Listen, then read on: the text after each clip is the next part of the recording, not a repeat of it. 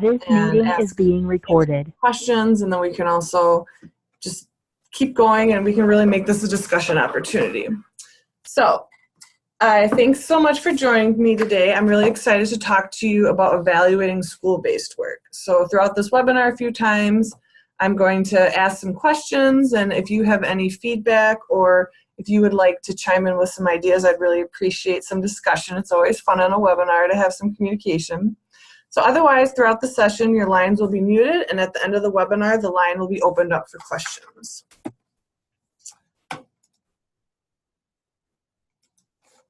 So my name is Megan Rosencrans. I'm the Research and Evaluation Specialist at the Minnesota Coalition Against Sexual Assault. For those of you who don't know me, I'm part of the Membership and Prevention team. My work focuses on different research projects for the organization and evaluating MNCASA's services internally. I also am available for consultation and assistance on evaluation and research projects for our members. So I actually really think this webinar would be great to show our members after, even if it's recorded, to just give a precursor on some different ideas that they can use when they are working in their school-based works and then also in other projects. I really hope this webinar sparks some ideas for you on how you would like to evaluate, and then hopefully we can meet later and discuss ideas and assist you in different evaluation opportunities. Beyond MNCASA, I also have had a lot of experience in school-based work, so I thought this was a really interesting topic, and Adri said that this was an area that a lot of people had interest in and questions in. When I was in undergrad, I did a lot of work actually at a stem cell center at the UW-Madison, and then I spent a year with the Wisconsin Area Health Education Center presenting in schools. So I'm pretty familiar doing some like minor evaluations back then, and then also integrating what I know now. So I thought it would be a good thing to talk about today.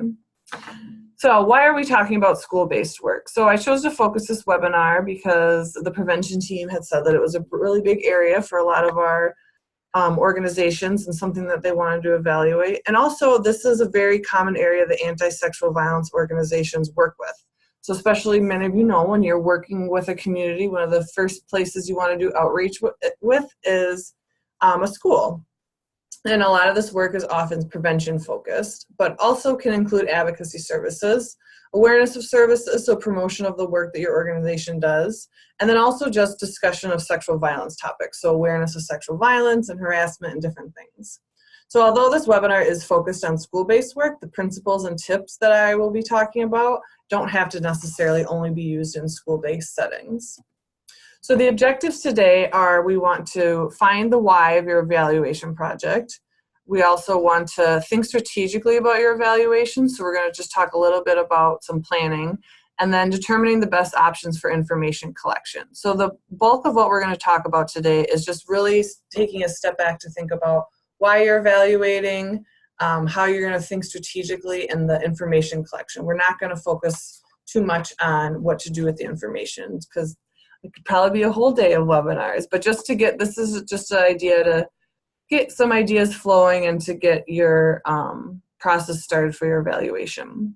So again, what do we mean by school-based work? So school-based work can be many different things, but the most frequent and common forms of school-based work is generally presentations. So these are often the first interactions many organizations have with schools, and often arise when a teacher or administrator wants a presentation on a topic. So I'm sure most of you have had this experience where, you know, either there's an incident in the school or in public, like with the Me Too movement, and they want something to be done in a presentation. So they just want a one-time presentation. And as we know, that doesn't always make the biggest impact. So often what you want to start pushing for then is the further capacity. So maybe it's a longer time curriculum, so it's multiple presentations, or it's something that's institutionalized like safe dates or flash. But we also want to think a little bit outside the box in our school-based work, and so things that you probably already do but you didn't think about evaluating are things like health communication. So this is kind of like marketing, or just even like a sign or a poster in the hallway. And then we also want to think about, some organizations have in-house advocacy services. So this can be just visiting one day a month and providing advocacy services, or maybe it's on-call type situation, so if a situation arises. And then also something on a broader scale like policy changes. So a policy change would be an example of like MNCASA recently, we had an organization that was part of like a school board, and they wanted to integrate more sexual harassment training in their schools. So we aren't necessarily the ones in the schools doing the presentation, but what is the impact of our participation with that school? And so the biggest thing that I want to think about today when we're choosing our evaluation is the why and the what. And so there's a lot of different models and different ways to think about evaluation, and sometimes evaluation can get really overwhelming. And so with these big theories, they are really great, and if you have larger scale projects or different grants that require things like, advanced logic models or just like a lot of different more interpretation and reporting, those are really great, and I can help you with those. But when we're just thinking about the basics and we just want to get some good information, just always come back to why and what. So I always, whenever even internally at MNCASA, someone asks like they want to evaluate something, and I'm like, well, what do you want to know and why do you want to know it? So those are just the basic questions that really ground our theories and really ground our decision making. So as we go through the webinar, I just want you to keep these two questions in mind. And so this, again, it just really helps me think back as to like, why am I asking this question? What do I want to know? Like making sure if I'm asking a question, what am I going to do with that information? So why do we evaluate our school-based work? So I just want us to take a step back and think about why we're doing this. So I'm going to talk about three main reasons why, and they often can overlap a bit, and they also may not all be applicable to your situation, or there might also be other reasons. But just to get us thinking about things, I want us to first think about three. So first off, number one, everybody probably knows is grant reporting. So this is the biggest reason traditionally why we evaluate, because we have to. So it is how our funders hold us accountable. It's how we show what we've been doing. And depending on the grant and project, the what that we are looking for can be simple as count. So many grants just want to know, how many people did you serve? How many in this cultural community did you reach out to? Did you do these types of presentations? And so while that's good information, it's just getting the counts. And so this is basic, but it's really just a lot of ways that our grants want to know how their money's being used, and where their money's being used and how it's being effective. So some of this is enough for grants, and that's fine. Some grants might need more, and they might want more qualitative data. So the second reason is internal and organizational assessment. And so this is a fancy phrase for just simply when an organization wants to assess its programs and services and the effort of quality improvement. So when you at your organization want to know, am I doing a good job? So how can I make my program better? So as we care about our work and we want to make our programs as good as they can be, it's good to do some assessment. The final reason is one that might not be as intuitive, but I really think it's something that a lot of our organizations could really harness, and it could really help elevate a lot of their work, and it's promotion. So one of the hidden gems that I love about evaluation is the opportunity to share how great you're doing with your data. So even though you're gathering all this information for your grant reporting, and you're gathering all this information just for internally to know, like, how do we make ourselves better, you want to tell people about it. So the thing to think about sometimes is, like, when you're proud of something and you evaluate it and you found out you did good, or you found out there were things to improve and you made improvements, how do you share that information? So these can be in simple things like annual reports or memos, or a really great way that I think that you can use evaluation information to promote your work in schools is through like a one-pager or like an email that you send out when you're trying to increase your presentation. So you know you have a really good presentation, you know it's gone well with other schools, and you really want to get your foot in the door in other schools to make a bigger impact. So I can help you, and you can help yourself too with evaluation techniques by sharing your story. So saying, we evaluated our sessions and 95% of people found the work excellent, and teachers, you can use anecdotes and say teachers said X, Y, and Z, and after 3 years, if you have the capability of tracking that long, you can say how students saw changes. And so it's a really great way to use information that you're already collecting for other things to help yourselves internally as well. Okay, So to start off, we want to talk about planning. So we're just going to talk a little bit about planning, but there's a lot of other different things that can be included in planning, but it is one of the most important parts because it really sheds a light on how you're going to guide your evaluation. And we've all had the situations of last minute, oh shoot, presentations tomorrow, we need to make something. And so just taking a step back and thinking back, like even if you only have a couple hours, just planning strategically a little bit about what are you asking and why are you asking it. So again, the why and the what. So we want to keep it in mind. Why are we asking things and what do we want to know? So the other thing that in planning we want to think about, so what is our timeline? So we have done our school-based work and we are now in the now. So we're in the middle.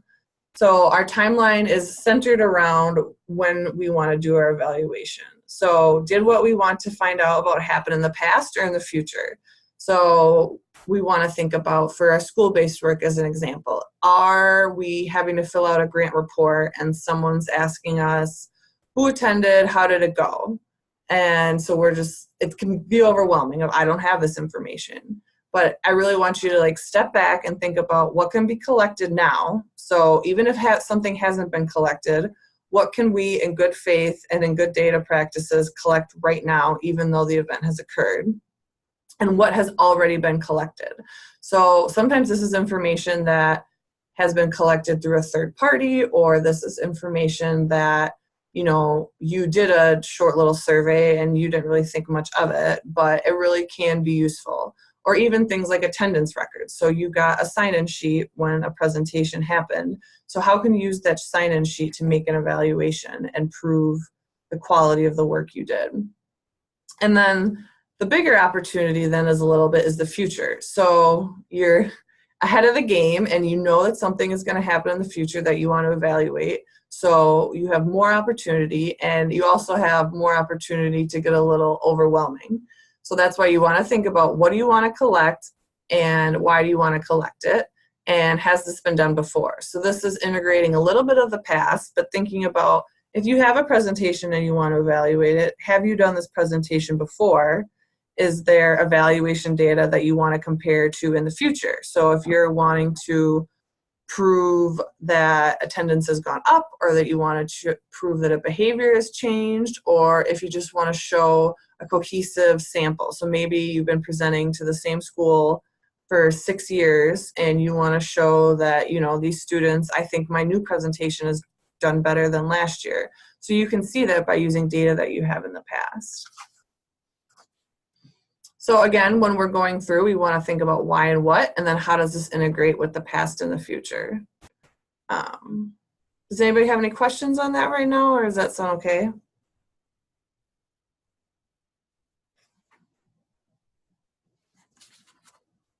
Okay. So moving on, we also, in our planning, especially since we're working with schools, we want to think about privacy. So this can really vary depending on your school, your population, and what you're asking and what you're presenting. So I didn't want to give too many tips to bog us down, but I just want to keep it in mind so that we're aware of it when we're moving forward and we're thinking about our different techniques of answering questions. So first off, we want to think about school policies and awareness. So schools often have their own information collection policies. And if you're going into a school, and if you're going to be collecting information, just let them know. So this can be as simple as just like before you're doing a presentation, asking the teacher, hey, I have this small check-in. They can usually look over it. And I mean, depending on what the questions are, if they're just like, how did I do, yes or no, it's really most schools won't have any issues on that. The other thing is awareness. So sometimes if you're going into a school and you are asking a bigger, more, depending on your questions, if they're a little bit more sensitive, schools need to know. And so maybe this is also alerting other teachers and just letting the students know, or if it's a school-wide survey or a school-wide debrief or information gathering, just making sure that everybody knows. You want to be forward and coming in what you're asking. And then also along with that, with the policies, is you want to know what your organizational policies are. So as we know, like we're an anti-sexual violence Coalition, and we work with anti-sexual violence organizations. And so we're gathering a lot of sensitive data sometimes. So especially if you're looking at attendance records of like advocacy services, you want to make sure that your policies align with the school's policies. And so there might be some differences, but you want to make sure for sure you're doing you're following all the data practices as possible. And then depending on the level again of questioning, there might be some parent releases. So if depending on how sensitive the material is, some parents might either have to opt in or opt out. Some schools have different policies on that as well. And so a lot of ways to not necessarily get around these different privacy concerns, but just to take them just keep them in mind when you're creating your questions, is you really want to limit the sensitive questions you're asking, and you want to limit the demographic and identifying information. And along with these, you really want to think about, why are you asking it? Like, is it necessary information? Is it information that could maybe be gathered somewhere else? Is it information that could be identified to a student anyway? So for instance,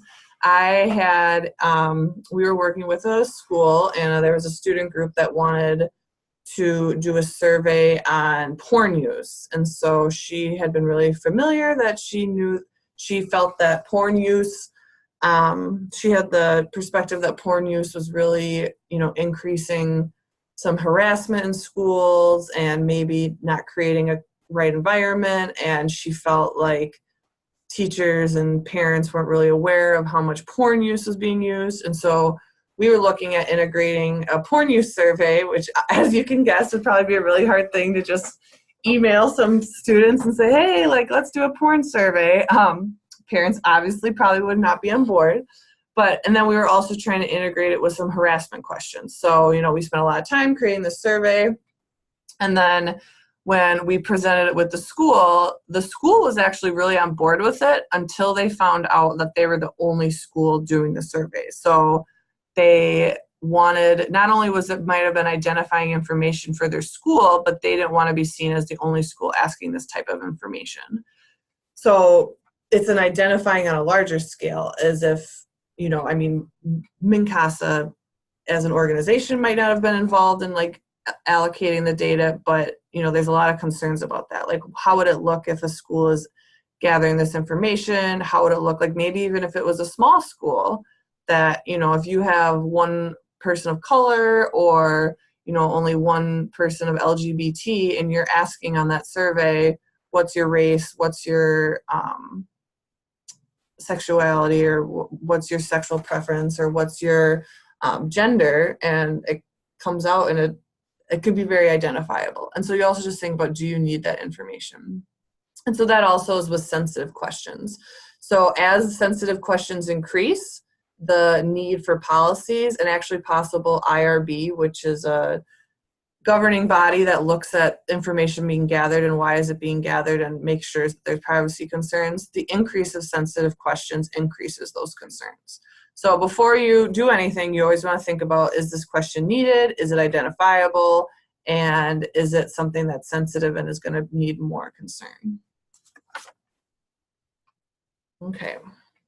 So that's as much planning as I wanted to talk about today in the webinar, just because we're talking more about just on a broader scale how to do some evaluation. So we're thinking about why do we want to gather the information? What do we want to know? What information possibly is already gathered, and what information do we want to gather? And then along that with the privacy concerns and the different levels of questions that we're asking.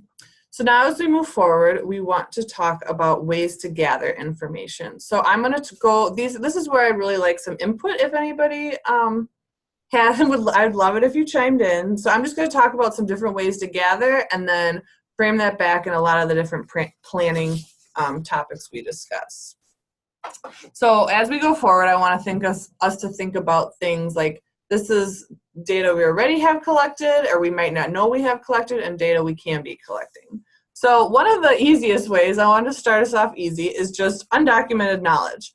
So myself included, it's really easy for us to evaluate as we go through. So if we have been at a presentation and we noticed if you had too many chairs in the room that everybody sat in the back and it was really hard to get interaction, that's something that, for the next time you don't put as many chairs down. So that's a simple thing. So write that down, keep it documented.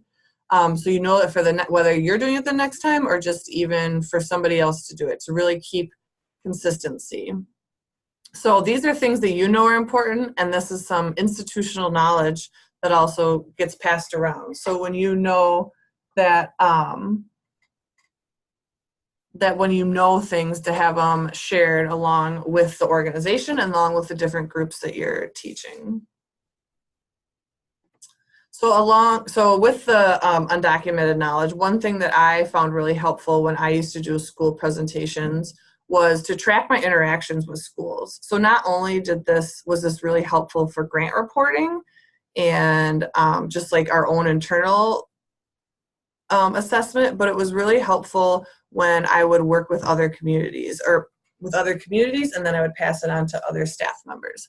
So I would always keep track of the school I was working with, like the location, some demographics, and I was working with a lot of rural communities, so I would always note that, and then like the size, because that really varied, and then like areas of focus. So whether maybe it's a group that's really interested in harassment, and maybe it's a group that has, I'm trying to think of what they're called now. When I was in school, they were called like home ec or FACE, but what types of classrooms are you presenting in? Are you presenting in biology classrooms, or are you presenting like at a school-wide presentation? So that really is a different assessment and evaluation and just planning than depending on if you're doing an individual versus a large school.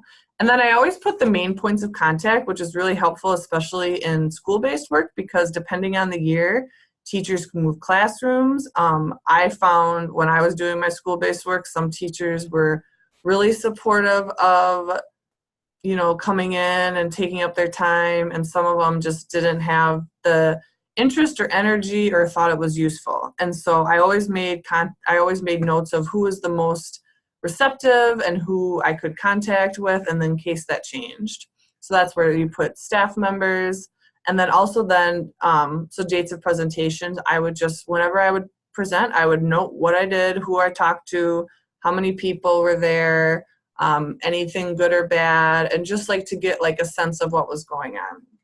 So this is just a good example of like maybe this, maybe you're documenting some of it, but to just be really intentional in your documentation, if it aligns with your policies, to just really keep a track record and help evaluate yourself and prepare yourself to really further evaluations. Like this is a starting point. So if you start going through and noticing, all the schools in the Southwest region just are not receptive. So maybe there's something, hierarchical that you're not aware of as to why they're not being receptive of your organizations, or, especially in like some smaller communities. I know like when I found when I was presenting in schools, my dad was one of the teachers and he was very receptive as to me coming in. So that was helpful. But noticing like, where do you have these connections, and then where can you get, maybe you find someone that lets you come in, and then how do you like move that forward and get the ball rolling? So along with the undocumented knowledge, like I talked about, the journals and logs. So undocumented knowledge is more the ideas of like, you have things in your head and you haven't tracked it down. So this is where I'm showing you to write it down. And along with that, then we also have journals and logs.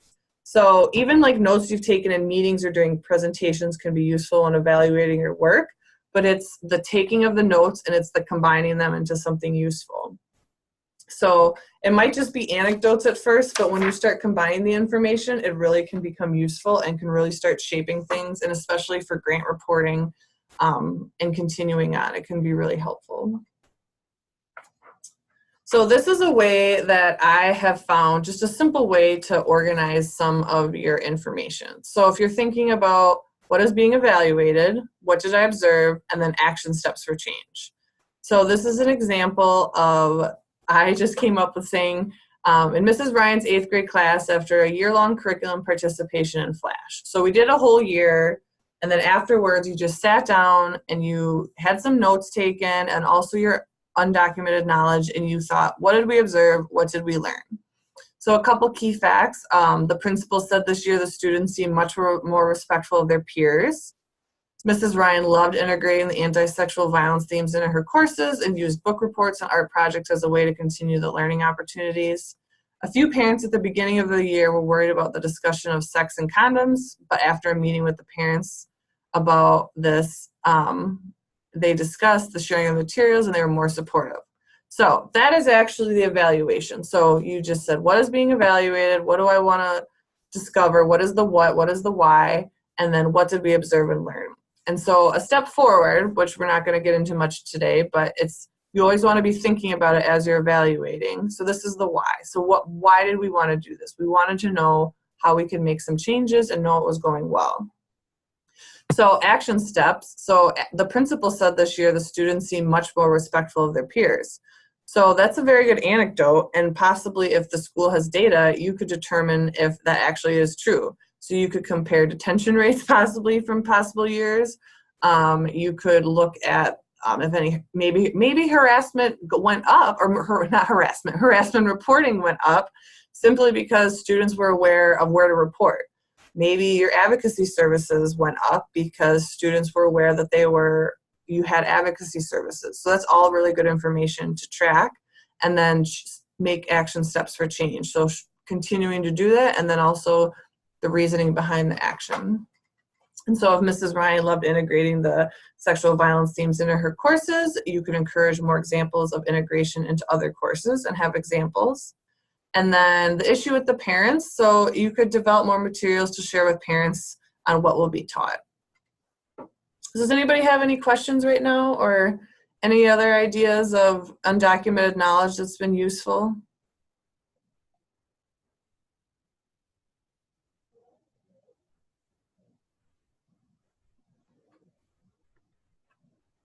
Okay, so we're gonna move along then.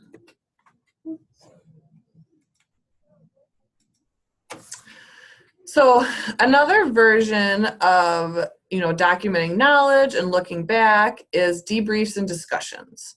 So this is a really good example of something that can be done after an event has occurred, or it can be done before an event has occurred to get a status quo of what you want to gather and some perspectives.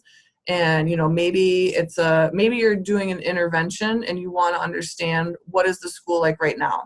So you want to evaluate where is your baseline, where are students at, what are they not understanding, where do you feel like they need to learn, and then after the intervention has happened, have a debrief and discussion with the same group and see what has changed.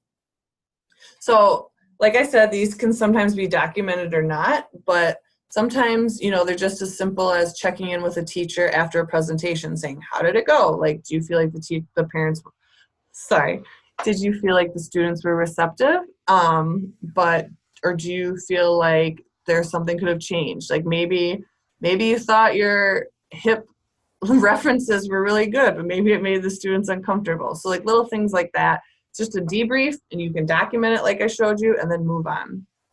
So some other ways that this is really great, especially with schools, is to have a combination sometimes. So to integrate parents and teachers and maybe even students and administrators in the same room to really get them talking about the topic and sharing perspectives, but then also maybe individually meet. So there's a lot of different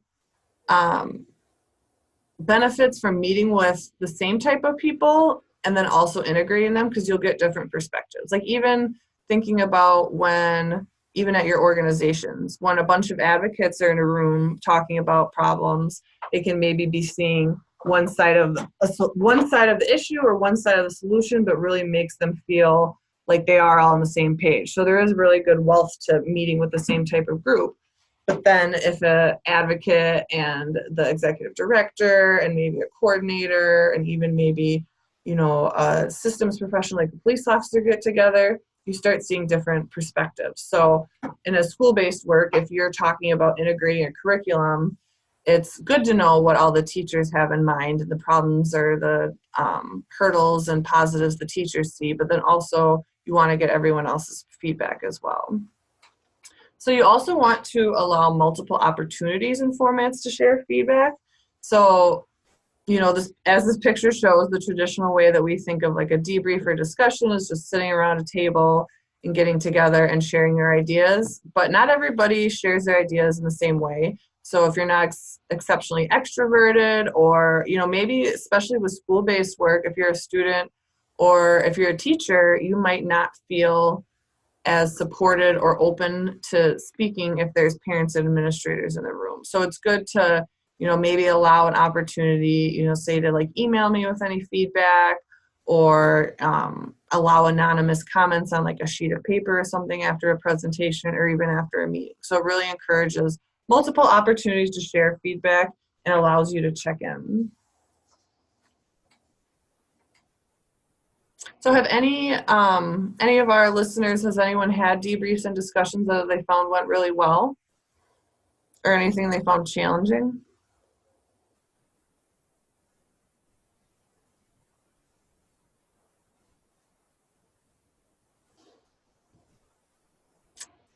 Okay, thank you. Moving on. So the next part that I want, so somebody did say they did debriefs and planning meetings for next year with all of your schools. So that's really great. So I think, the other thing that I didn't mention was just, I'm sure that you noticed the schools really appreciate when you meet with them. And, anybody that you're working with, when you put forth some sort of effort in checking in with them and asking them how they're doing, they feel a part of the presentation. So I always realized too, sometimes, like, especially when I did my presentations, they were very one-off. So I would go in, present, and then leave. And I always found it very useful to email the principal and the students, or not the students, the teachers, and sometimes the students if I had access, and just saying, thank you so much for meeting with me. We really want to make this better. So how can we do that? So not only can a debrief and a discussion, provide you evaluative information for your grant reports and just to make yourself better, but it really creates a connection with the teachers and with the school you're working with, and shows them that, like, not only do you really want to help them, and you're not just pushing your agenda and trying to check off a box, but you really want to integrate them and make sure it's a good opportunity and experience for them. Okay, so the other thing, sorry. So someone said that one struggle they've had with schools is partnering around Title IX. We found most schools don't really know what Title IX is or what the requirements are. That's a really good piece of feedback too. So that's something that once you find out that someone had issues, maybe or doesn't really understand what Title IX is, that you're finding out something that maybe that can really push your programming. So even, we've noticed whenever you have a meeting together and you talk about something, you get different perspectives and you can push it forward. So thank you for sharing that.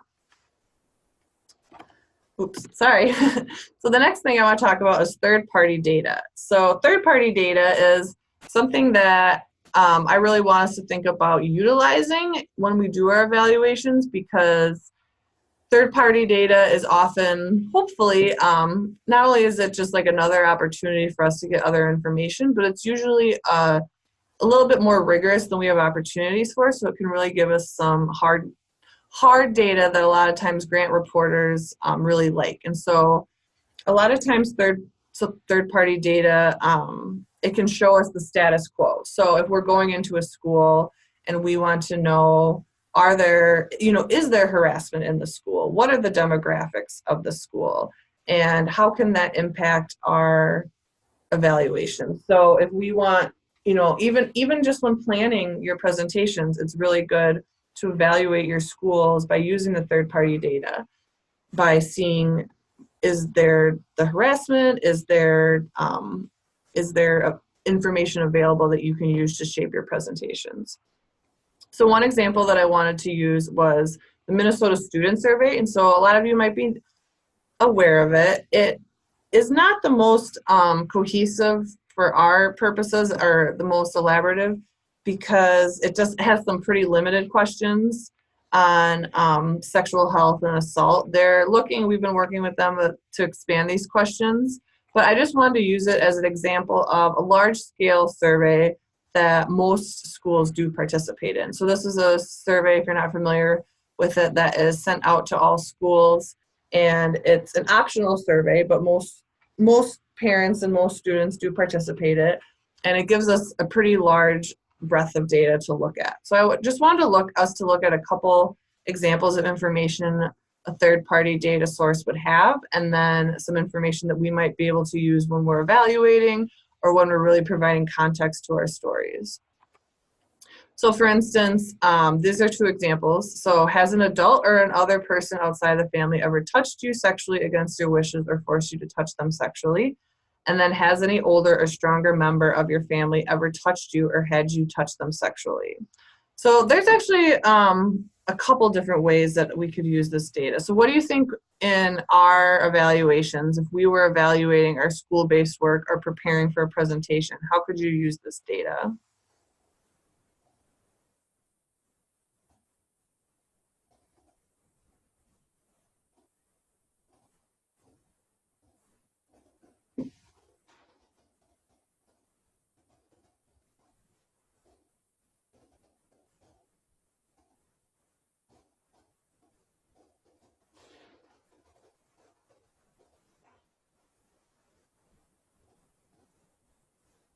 Yep, that's a good point. So you can use the data to get into the classroom and show that sexual violence is a real problem. Ashley, I just realized that I'm sorry that I've been having the PowerPoint in presenter mode, so I apologize for that. So I will try to see if I can. There we go. But yeah, so someone said to use the data to get into the classroom and show that sexual violence is a real problem. That's a really good example. And then also, maybe in your presentations too, you could show that this is, it might be alarming to students, or it might be, or maybe it'd be, or not maybe necessarily students, but for teachers to know that like it is an issue in different things. And then also it might be a good, this is not really a data stat that you would want. Like it's not something that you could show of incidents to be to put in that, like in your grant report, it might be something good to say like it is an issue in a school. Ashley brought up a good point. She said we would know that this is already happening, so maybe we do not need to be asking those questions. That's a good point too. So maybe, like I talked about, the sensitive questions. So maybe it's not really a appropriate thing for, if to have a presentation on harassment and sexual violence and then right after say, has this ever happened to you? So, it might be an opportunity to say, if this happened to you, please come forward, but it might not be necessarily the right time or appropriateness, especially not only is this information being collected already, but that it just might not be appropriate. It also might be a good way, though, to assess your advocacy in school sessions. So if you can look at this data, I mean, as you look, like the numbers are pretty low, just even on size. So like you don't want to base it solely on this. And we know that a lot of sexual violence is undetected or unreported. But if you looked at this data and you found out that there was a certain county in your region that had a lot of, reporting of this type of behaviors, maybe you want to approach the school and say, we see this as an issue. How can we help?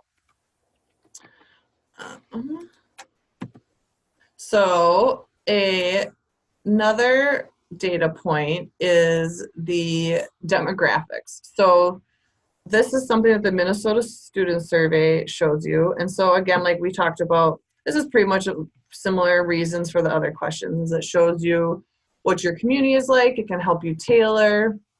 It can also make, like I said, like we don't maybe have to ask those questions in your evaluations.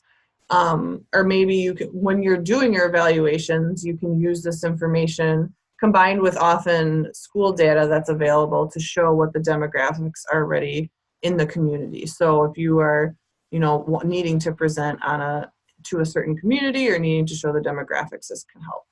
So this is just one example. This isn't the best type of survey data you have access to. And so the kind of survey data that hopefully some schools have is climate surveys. So these are really helpful, have similar goals to try to get the status quo and the baseline if you ever do make an intervention to actually see change.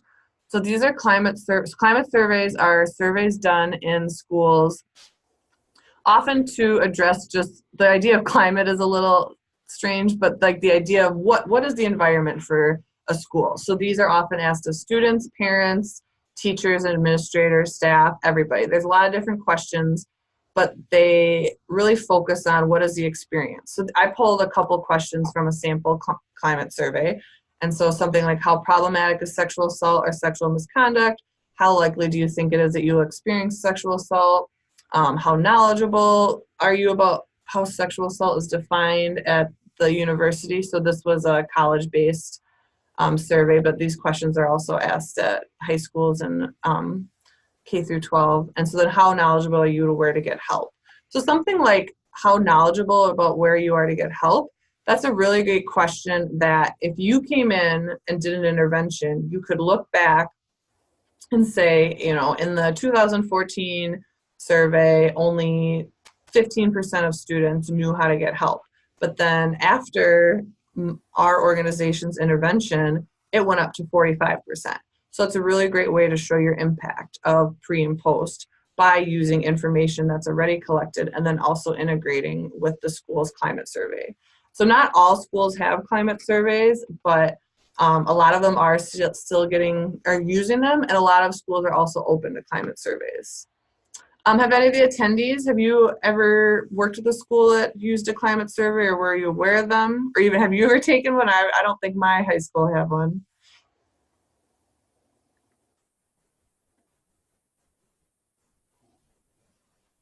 Okay, someone didn't think so. Oh, someone said they had one in college. Yeah, I think we had one in college too, and there's a lot of different things they do. So it's not just, it's not just like sexual assault or awareness, but it's a lot of things about like health and a lot of different things. But yeah, so climate surveys are a great way that you could also integrate, like you could bring up the idea of a climate survey. And so it would be a way to ask these types of questions of students, and I wouldn't say sneaky, but like if you wanted to find out information about sexual assault and sexual violence, and then also the school would gain a breadth of information on other issues in the school. These also then the information is owned by the school. So another simple topic I want to discuss is just attendance logs. So just to think about, attendance logs have a lot of information. So, it's not just counts, but you can get, you can find out like how often someone went to your presentation, and this can help you not only for grant reports but show how often people are attending. So this is just a simple way that I wanted to remind us that we do have data. And then the other way that we can gather data is school data. So beyond climate surveys, another thing that you could get from schools, depending on policies and privacy, is just administrative numbers. So like when I talked about not necessarily, it's not delinquency, but, things like reporting, or was a student expelled for making inappropriate comments, or, were naughty things written on the bathroom wall. Like usually schools document those in some way. So how is that information being gathered, and is there a way that you can use that information in your evaluation? And so usually this will be something that you would be able to access if you had a longer term relationship with a school. You really have to explain why you need the data, because a lot of schools might not be comfortable just sharing it with you. But combining just even simple things like maybe a teacher might, not to talk about my dad. My dad's a substitute teacher now that he's retired, and like he's been saying like, after the certain election, like certain comments were being made to students, and like some things were being made, and he saw an increase in that. So, that's a undocumented knowledge, but it's also a data thing that you could track and see how many students did he have to kick out because they were making rude comments to another student. So things like that. So you can combine hard numbers with qualitative, and this could really show how your initiatives are doing in a school. So if you're trying to make changes, these are some different and creative ways that you can find out if you're making changes. So I just thought this was funny because in evaluation, so the survey says Americans are getting tired of surveys. So we love surveys, but they also can get a little tedious, and there's a lot of theories and other thoughts about why they're not the best way to gather information. But there's a lot of different ways, and we've talked about a couple more, but I just want us to remind us that surveys are not the only ways that we can get information, and people get tired of them. And so we want to really think creatively, and we want to use the information that we have to continue to move forward. So along with that, I did just want to bring up a couple other survey ideas that we have used in the past and you have probably used, and just to talk to them about a little bit. But yeah, I just thought that was funny. So pre and post surveys are very common in school-based work. And so you might have encountered these just like in the idea of like knowledge gaining. So these are often pretty common too in curriculums that have consistent surveys. So for instance, like Flash, we're going to look at that one next. Flash does pre and post surveys around different topics and different sections so that you can, as a teacher and as a student, acknowledge how much information you have gained. And sometimes there's certain curriculums, I'm not sure if it's depending on the ones you've used, but if you have a lot of data tracked for a lot of time, you can compare it maybe to data that other communities have assessed. So you can know if how is your classroom comparing to another classroom, even if you are working with 5 schools, and if then the data is pretty it's not sensitive information, usually just knowledge gain, so you can track it and you can see, maybe that school in this community really seems to catch on to the information versus the school in another community. So what's different in the students, or what's different in how you've been presenting, and how do you change that? So I also want us to think about in surveys the difference between knowledge gained, which we often see in a pre and post survey by just simply asking, like, do you know what sexual violence is at the beginning and having examples to the end, versus behavior changes. So surveys are not always the best at gathering behavior change information. So this is, the idea of even thinking about like something like not sexual violence, but like recycling. You have to recycle, but do you recycle? So we can ask a question saying, do you know what harassment is? But that doesn't necessarily prove that someone is not going to harass, which is actually the behavior change we want.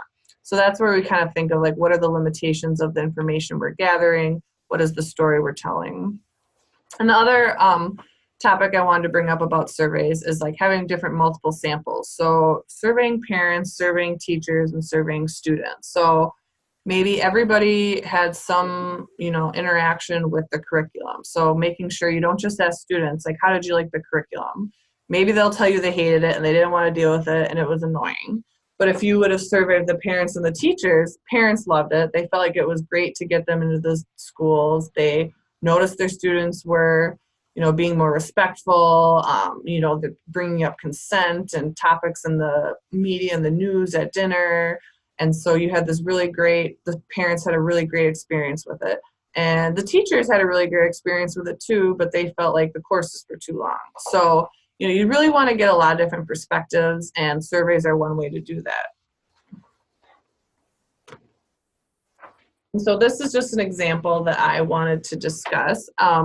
It's the curriculum example this is actually a special education Flash. So this is pre and post that they would take for a knowledge assessment in Flash. So is the student aware of these things? And then afterwards you ask them the same questions and see if their knowledge has changed. So this was assessing the idea of like private and not private issues. So this is a very specific nuanced survey, but just like to get the idea of a pre and post. And so then as we also are thinking about like, this is something you would have to plan for. So these surveys are really looking forward for a pre and post, versus if you have a survey for behavior changes, you could survey behavior changes from parents and teachers saying, did you notice something change? But you can't ask ahead of time, how much was this behavior occurring? How much is this behavior occurring after the intervention? So you have to really be strategic in thinking about what information you're gathering, and if you can ask it pre and post the intervention. So one of the last things I want to talk about is just the idea of like combining the methods. So today there's so many other methods. I just wanted to just touch on a couple today, but I really want, when you go forward and you're thinking about evaluating your school-based work, you can use so many different ways to tell the story. So it's not just a survey and saying, yep, they loved it and move on. It's really, I even think sometimes like sharing your first information that you have in a debrief is super helpful. So I really like to, after a presentation, gather the hard data of, did the people in the presentation think it was good or bad, yada, yada, and then share that data with those that were involved in creating the presentation or the event, and see if they feel the data is representative of what they were experiencing in the moment, and if they feel like it's not. And so you can always keep getting more information. You can always combine your methods. And depending on what you're combining what you're gathering your information for, you might just need the attendance records for your grant report, but that's not enough for you to feel like you know how to make the program better and to really connect with the school. So although you have the attendance records, integrate something else like a debrief, or integrate a survey, or check with the administrators or students and see if they've noticed changes in the climate of the school.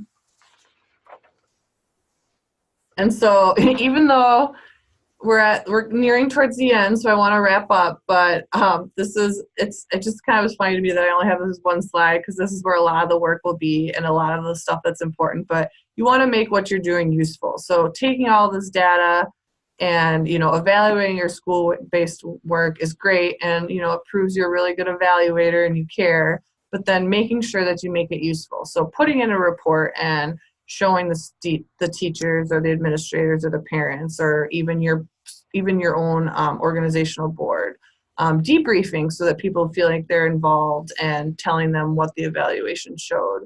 And then also doing, more presentation, presenting your information, presenting it when you're reaching out and promoting your work. And then the action steps. So making sure, if you learn that something needs to change, you're making that change. So that was really quick, and I hope everybody got some good ideas. But yeah, I'm asking for questions. Oh, so somebody already had questions. So you talked about behavior change a bit. What are some creative ideas to figure out if men that I present to do a curriculum with end up practicing healthier forms of masculinity? I think that's a really good idea. So beyond this, if you want to reach out, we can talk more about this. But I think, I think you could gather some of that information in debriefs. I think, like with teachers or people, depending on the age of your group. So if you're working in a school, I'm always surprised by how much teachers know. Like my dad was a teacher, and like I've said, and my mom was in the guidance department too. So I always felt like they always had a thumb on what was going on. So I think it'd be really interesting to, connect with the teachers. I think obviously, as you would know, like the idea of healthy forms of masculinity, that's not something that's going to just change overnight. So if it was something, you'd probably want to have like a long-term evaluation. But yeah, I think like reaching out to teachers and seeing if they've noticed a change, or even reaching out to parents and seeing if they've noticed a change. So I think those are people that like, students themselves might be a little uncomfortable, like reaching out, being like, oh yeah, like I noticed I don't like, only look at these types of inappropriate pictures, or, make these comments and things. But I think, those are good assessments too, like having surveys, like the idea of like measuring if they feel like they're going to do this behavior, but then also just checking in with those that interact with them. And then also I think and then checking on like over a long period of time, because that's something that'll change over time. But we can talk about that more if you want to. And I know we're almost at the end, so if you feel like you need to leave the webinar, I won't be offended if you leave. But if you have any questions or want to just discuss anything, I will stay on until anybody needs anything.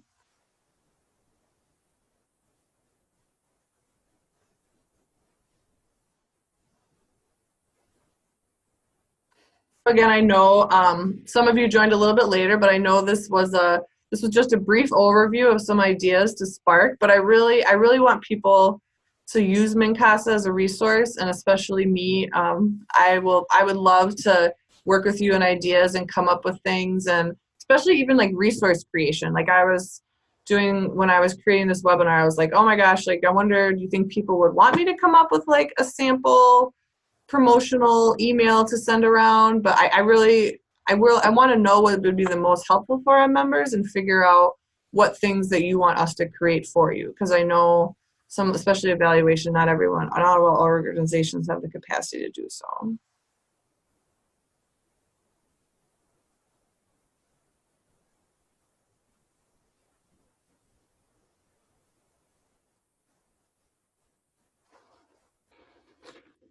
Okay, well, since it's 1 o'clock, I'm going to end, but a recording will be sent out of this, and then also the slides will be sent out. And I'm also going to send some resources to get people's minds rolling, and then you can also reach out to me if you have any more questions or ideas. But I hope this was helpful, and I look forward to hearing all about your school-based work. I love going into the schools, and I miss doing that. So thank you so much.